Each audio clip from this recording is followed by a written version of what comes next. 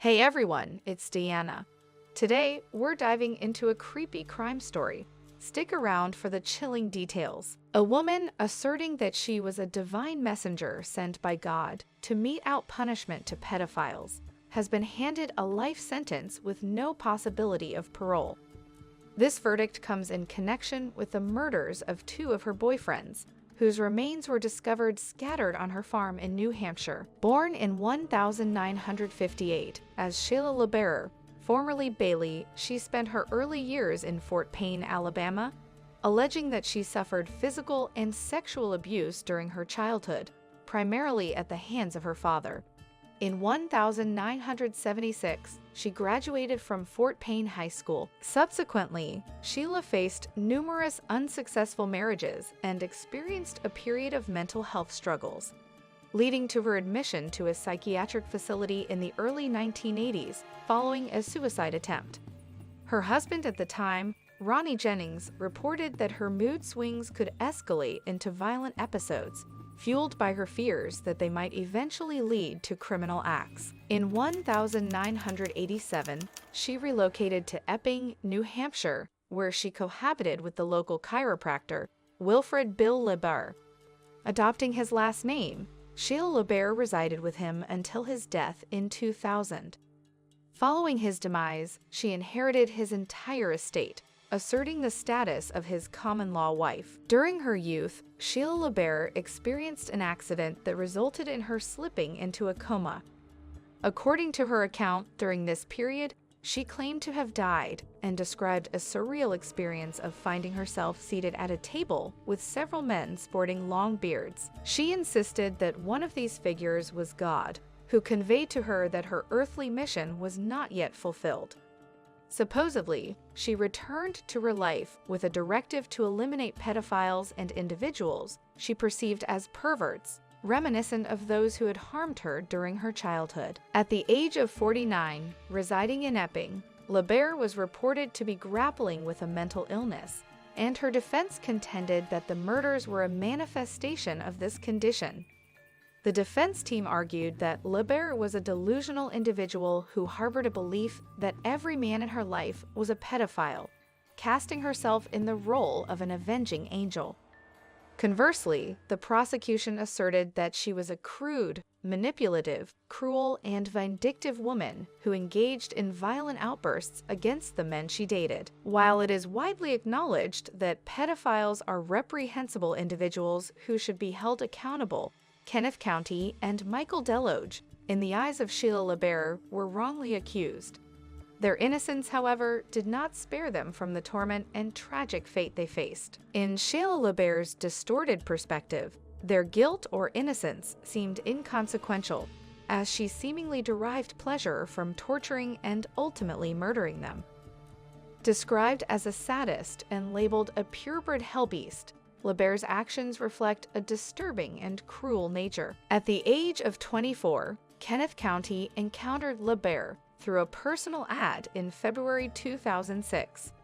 Shortly thereafter, he moved in with her and was last witnessed alive in March, being pushed in a wheelchair by LaBarre at Walmart with visible cuts on his face and hands. A few days later, when authorities visited LaBarre's residence to inquire about him, they discovered her tending to a burning pile of trash, which was later determined to contain Countie's bones. Approximately a week later, she was arrested and accused of Countie's death. While authorities had suspicions regarding her involvement in Deloge's disappearance, the official link to his death was not established until she entered a plea of not guilty by reason of insanity for both deaths in February. Countie's mother portrayed her son as an individual who readily placed trust in others and held the belief that he was embarking on a new life with LaBarre. Sheila LaBarre exploited my son, who was a kind, caring, gentle young man without the ability to socially defend himself, she expressed. She was a master of evil who intentionally subjected him to torture. Sheila LaBarre deprived my son of his dignity and self-worth, and ultimately, she ended his life through murder. If LaBarre had been declared legally insane, there would have been an additional hearing to assess whether she posed a danger and required confinement in a secure facility. In such a scenario, she would likely have been placed in the psychiatric unit of the state prison, with the court reviewing her status every 5 years. On February 24, 2006, Sergeant Sean Gallagher of the Epping Police Department received 2 phone calls from Kenneth County's family. They informed him that their son had been taken from Wilmington, Massachusetts by the defendant. Gallagher was familiar with the defendant, having interacted with her around 24 times since 1995. Gallagher verified through the National Crime Information Center, NCIC, that the Wilmington Police Department had identified Countie as a missing person. At approximately 1 p.m., Gallagher, along with Detective Richard Coate, proceeded to the defendant's residence in Epping to inquire about Countie's whereabouts. The defendant's residence was situated on Red Oak Hill Lane, a public dirt road. While the road extended through the defendant's property, there was a gate in front of her home that, when shut, obstructed the road. On her property stood a single-family dwelling, along with a barn, outbuildings, and pasture land. The boundaries of her property were marked by a fence, barbed wire, and the gate separating her land from the road. Upon reaching the defendant's home, the officers found the gate closed. Parking their cruiser outside the gate, they maneuvered through its rungs.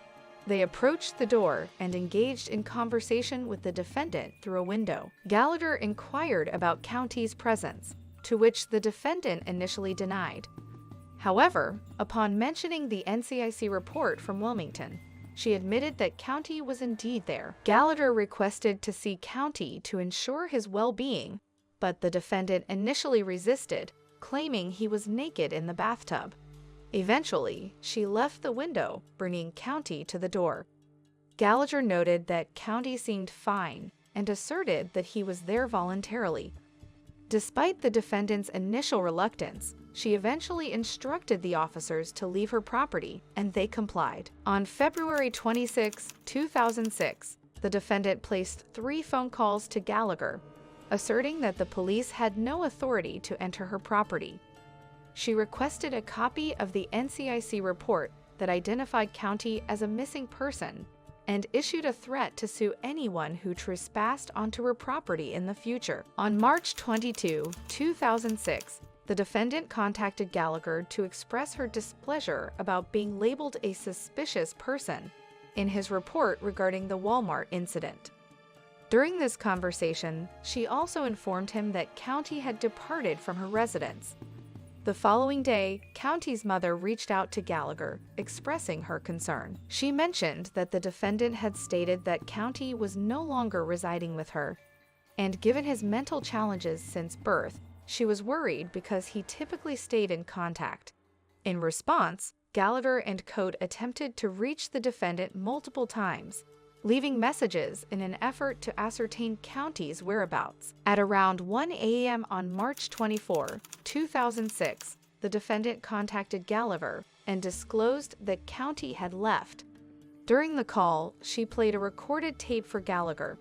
On the recording, the defendant identified herself as a justice of the peace in New Hampshire and interrogated Countie about child rape, to which Countie responded affirmatively in a soft, muffled voice. Toward the end of the tape, Gallagher heard a sound resembling heaving, and the defendant instructed Countie to stop pretending to throw up. She then stated, "Kenneth Countie is now faking that he's throwing up." Shortly after, she told Countie to cease pretending to faint, declaring, "Kenneth Countie is now faking that he fainted." As the tape played, Gallagher heard the defendant in the background crying hysterically, repeatedly asking why. The tape concluded thereafter. Worried about Countie's well-being, Gallagher and Coate visited the defendant's residence at 6 p.m. Despite the defendant's assertion that Countie had departed, the police decided to check her home due to previous instances where she had reported individuals leaving during domestic disputes, only to later find them still present. Upon arrival, they observed that the gate was closed but not locked.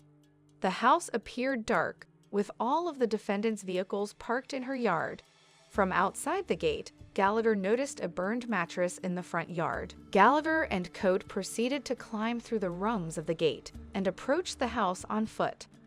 Along the way, they passed by the burnt mattress and a second burn pile. Using a flashlight to inspect the second pile, they observed what seemed to be a knife handle with a melted blade, tree limb clippers, a partially burnt chair, and a piece of bone. The bone measured approximately 3.5 inches in length and had a substantial portion of fleshy material attached to it. The officers proceeded to the door and knocked repeatedly, clearly identifying themselves as Epping police officers. With no response, they eventually returned to their cruiser. Concerned that the bone they discovered might be part of Countie's remains, Gallagher contacted an assistant county attorney. The attorney advised him that there was enough evidence to warrant a well-being check for Countie. Code requested backup, and Officer Bradley Jardis arrived to assist. Officer Jardis, holding his patrol rifle in an administrative carry position with the barrel pointing down, joined Gallagher and Code as they approached the home. Gallagher knocked on the door, while the other officers banged on the sides of the house and windows. With no response, they returned to the door, and Gallagher kicked it open. At the same time, they heard a commotion and observed the defendant walking from the gate towards them. The defendant informed the officers that Countie was not present. In response, Gallagher inquired if they could enter and check. The defendant granted permission, leading the officers on a room-by-room tour of the house. Gallagher noted that she appeared happy during the tour. In the basement, the officers discovered a pair of sneakers that the defendant claimed belonged to Countie. However, she insisted they could not take the sneakers. Following the house tour, the defendant and the officers exited the residence. Cote inquired about the bone, and the defendant claimed it was from a rabbit, noting that she typically cremated her rabbits. When Cote pointed out that the bone seemed too large for a rabbit, the defendant became agitated, stating it was from either a rabbit or a pedophile. Gallagher questioned why she mentioned a pedophile, but the defendant denied making such a statement. The officers requested permission to take the bone, but the defendant refused. Eventually, she asked them to leave, and they complied. On March 27, 2006, the defendant underwent an interview with Sergeant Robert Estabrook and Chief Gregory Dodge of the Epping Police Department. During the interview, she recounted the events of March 24th. According to her, upon arriving home that night, she discovered the police were already present, and she allowed them entry into her home. She characterized Officer Jardis as quiet and did not mention his firearm. Following the interview, she was released. The defendant faced an indictment on a first-degree murder charge related to the death of Kenneth Countie. She entered a non-negotiated plea of not guilty by reason of insanity and submitted a notice of an insanity defense. Simultaneously, she waived indictment, pleading not guilty by reason of insanity to first-degree murder in the case of Michael Deloge's death. Despite her plea, the jury determined her to be sane and found her guilty on both charges. In 2008, LaBarre was sentenced to life in prison without the possibility of parole. Currently, she is serving her sentence at the New Hampshire Correctional Facility for Women in Concord, New Hampshire. Thanks for joining today's crime journey. I'm Diana, your guide in the shadows. Subscribe, hit the bell, and let's keep exploring mysteries together. Stay curious, stay alert, and see you next time. Take care.